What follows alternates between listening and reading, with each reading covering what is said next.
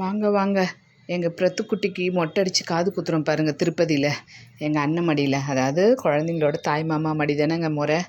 பெரிய அண்ணா சின்ன அண்ணா 2 அண்ணா இருக்காங்க. 2 குழந்தை எனக்கு ட்வின்ஸு பர்ஷித் சாய் பிரதீக்ஷா சாய். பரிக்குட்டியை வந்து பெரிய அண்ணா மடியில் வச்சு காது குத்தணும். பிரத்துக்குட்டிக்கு இப்போது சின்ன அண்ணா மடியில் வச்சு காது குத்துறோம் பாருங்கள். 11th மந்த்துங்க. குழந்தைங்களுக்கு அந்த சாங்கியம் பண்ணி தானே ஆகணும். அது எல்லோரும் செய்கிறது தானேங்க. குலதெய்வ கோயில் கூட்டிகிட்டு போகணும். எங்களது திருப்பதி. சரின்னு சொல்லிவிட்டு ஒரு பஸ்ஸு புக் பண்ணி தமிழ்நாடு டூரிசமில் பஸ் ஃபுல்லாக ஒரு 25-30 பேருக்கு மேலே எங்கள் ரிலேஷன்ஸ் தாங்க. கிளம்பி போயிட்டு திருப்தியாக மொட்டை அடித்து குழந்தைங்களுக்கு காது குத்தணும். செம்ம மழைங்க காது குத்தி முடியும் போது. அப்புறம் ரொம்ப அமர்க்கலமாக நடந்தது. சந்தோஷமாக இருந்தது. சாமி தரிசனமும் நல்லபடியாக போய் பார்த்துட்டு வந்தோம். குழந்தைங்க வந்து மொட்டை அடிக்கும் போது பயந்து போயிட்டு ரொம்ப அழுதாங்க. அதுவே கஷ்டமாக இருந்தது மனசுக்கு.